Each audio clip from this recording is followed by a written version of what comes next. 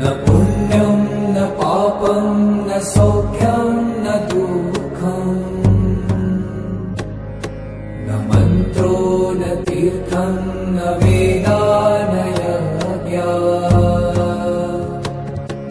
अहं भोजनं नैव भोजं न भोक्ता